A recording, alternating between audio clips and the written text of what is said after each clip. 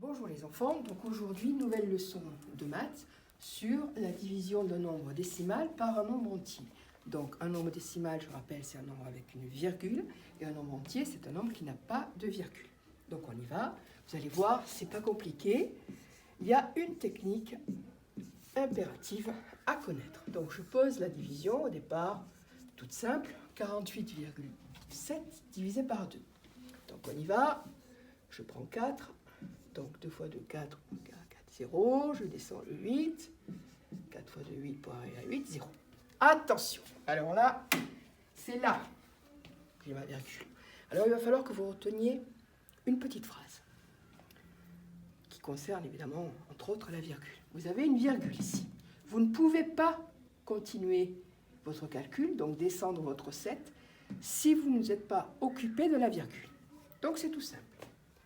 Je barre la virgule. Évidemment, il ne marche pas. Je barre la virgule. Je la mets dans le quotient ici.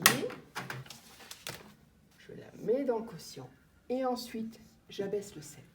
Donc, je barre, je pose et je descends. Donc, j'obtiens donc 7.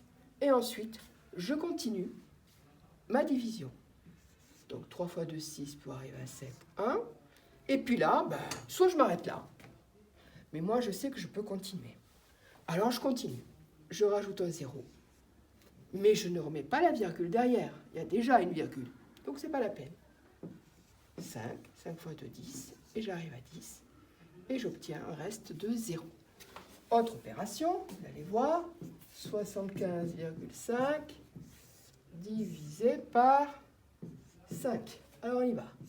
Hop, il me reste 2. 5. 5 fois 5, 25, il me reste 0. Attention, j'ai la virgule. Donc, je barre, je pose et je descends. 5 dans la table de 5. 1. Et il me reste 0. Voilà.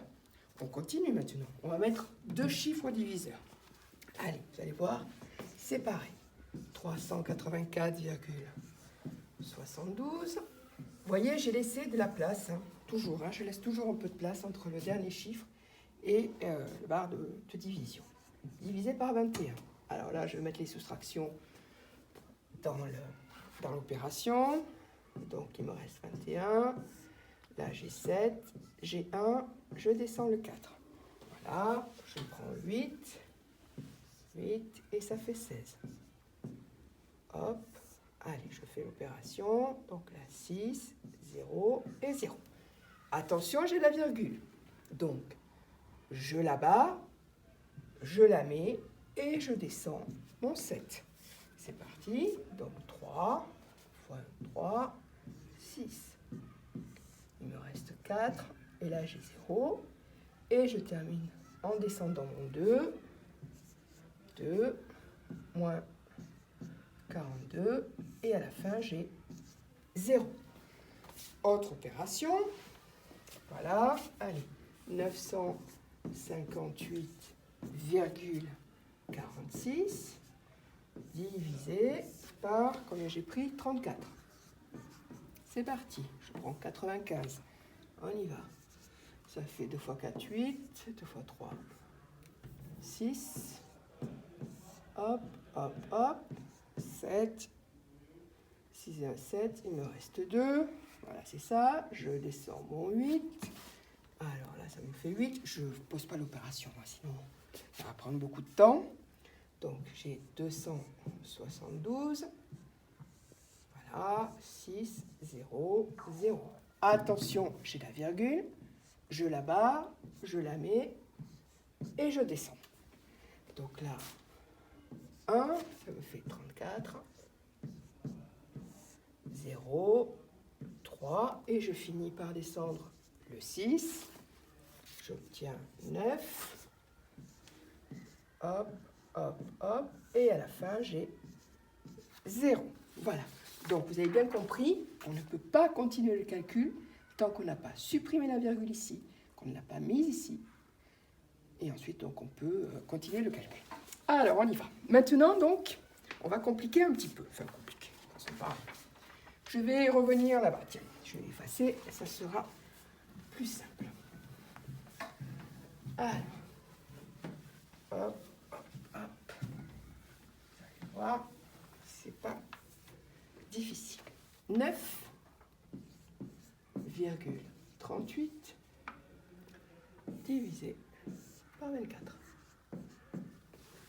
Alors là, j'ai pas le choix.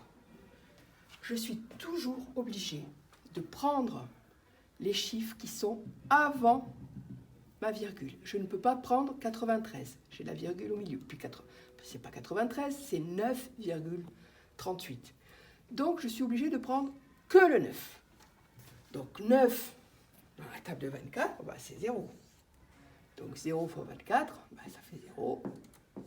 Et il me reste 9.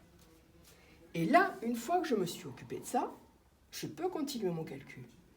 Je pars, je pose et je descends. Et voilà, c'est tout bête. Donc là, ça me fait 3. 3 fois 4, 12. Le 6 et 1, 7. 1, 2, 8.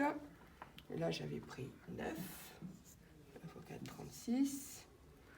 9 fois 2, 18. Et 3, 21.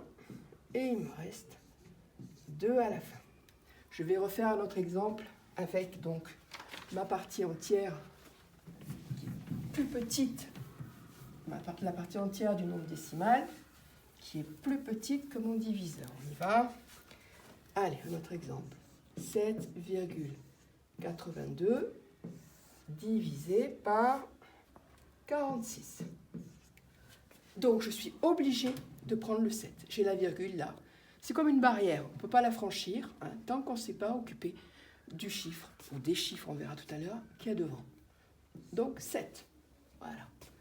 Donc 0. 0. Hop, 7.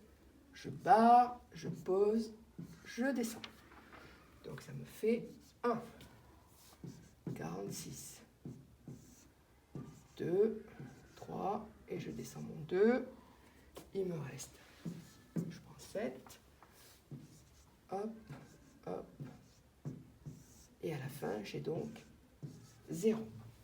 Alors maintenant, on va faire un petit exemple aussi, deux dernières opérations.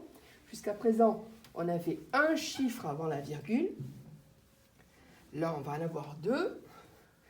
Et on va avoir aussi 2 chiffres au diviseur. Vous allez voir, c'est toujours pareil. Une fois que vous avez compris ça, vous pouvez faire toutes les divisions possibles et inimaginables.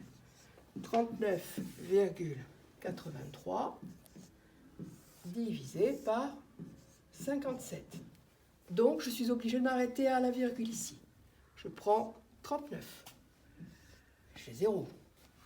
Donc, moins 0. 9. Je barre, je pose, je descends. Ça fait 6. Là, j'ai donc 342.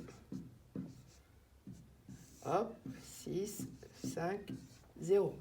Je descends le 3. Voilà. Je mets 9. 9 fois 7, 63.